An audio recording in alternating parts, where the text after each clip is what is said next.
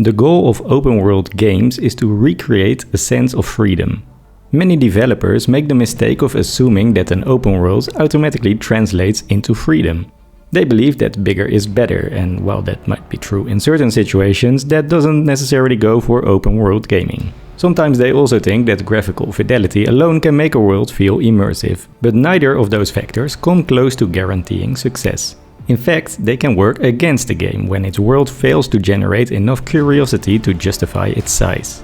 Assassin's Creed Black Flag was the last game in the franchise that I truly fell in love with. Now that I'm playing Black Flag Resynched, I'm reminded why the Caribbean is still one of the greatest open worlds I've ever explored.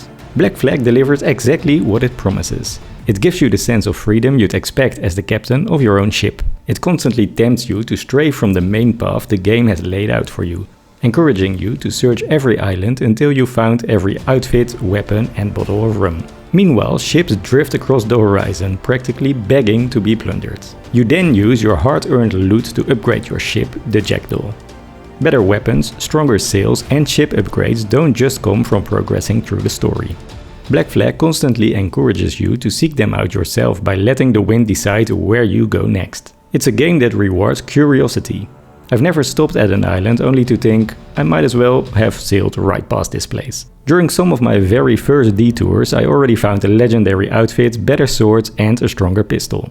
You'll also regularly come across wildlife that you can hunt for crafting materials. Resources are scattered throughout the Caribbean, constantly giving you reasons to expand your arsenal. And I'm not just talking about weapons. More importantly, I'm talking about your crew's growing collections of sea shanties.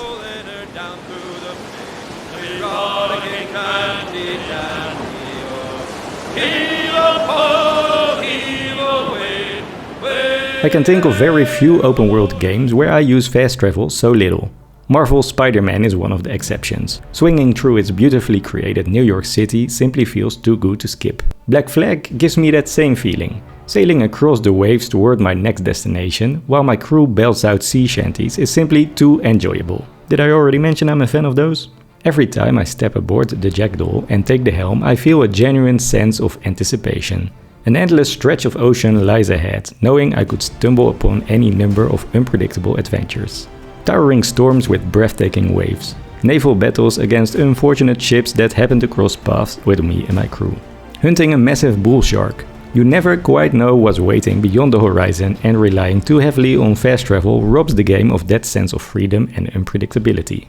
In Assassin's Creed Black Flag, the journey is every bit as important as the destination.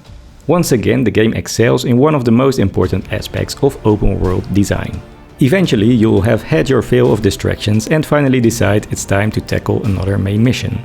That's when the game puts you back on the rails. Missions often revolve around eliminating specific targets, tailing people or ships, or fighting groups of enemies. Those missions offer far less freedom, but that's perfectly fine. Ubisoft essentially gives you two different experiences: the freedom of the open sea and the more structured experience of the main story. Most importantly, it only limits your freedom when you choose to let it. Once a mission ends, the decision is yours again. Do you continue following the story, or do you return to the freedom of the Caribbean? You hold the wheel, quite literally, and that alone reinforces the feeling that you're always in control. It's precisely because everything surrounding the main story feels so liberating that I don't mind its more linear mission design. If anything, it offers a welcome change of pace before the game hands control back to me and lets me decide what comes next. That, perhaps more than anything else, is Assassin's Creed Black Flag's greatest strength. Many open world games try to give players as much freedom as possible, but they forget that freedom has to be earned. A massive map means very little if all you want to do is fast travel across it. A beautiful world loses much of its impact if it never gives you a reason to stray from the path. Black Flag does exactly the opposite. It makes me want to wander. It makes me chase a ship on the horizon just to see where it leads. It makes me dock at an island without having the slightest idea what I'll find there. It even makes me deliberately ignore the fast travel option because the journey itself has become part of the adventure. As a result, Black Flag does something that few modern open world games still manage to achieve. It respects my time. Every time I choose to follow my curiosity instead of the next objective marker, I know there's a good chance that I'll discover something worthwhile. Sometimes it's a new weapon, sometimes it's hidden treasure, and sometimes it's resources for the Jackdaw. And sometimes it's simply another memorable voyage across the Caribbean while my crew sings one of my favorite sea shanties. Perhaps that's why I never find the game's linear main missions frustrating. Not because they're flawless, but because Black Flag has already shown me time and time again just how rewarding it is to chart my own course. By the time I decide to continue the story, it feels like my decision rather than the game's. And that's exactly why 13 years later Black Flag still feels like one of the greatest open worlds ever created. Not because the Caribbean is the biggest map, and not because it's the most graphically impressive one, although Resynched certainly helps in that regard, but it's because the game understands something that many modern open world titles seem to have forgotten. Freedom doesn't mean that a game never restricts you. It's not about the absence of restrictions, it's about giving players the freedom to decide when they're ready to embrace them. If you like this video, please do give it a thumbs up, or maybe even subscribe if you're really feeling generous, and I'll do my best to keep them coming. What do you think of Assassin's Creed Black Flag Resynched?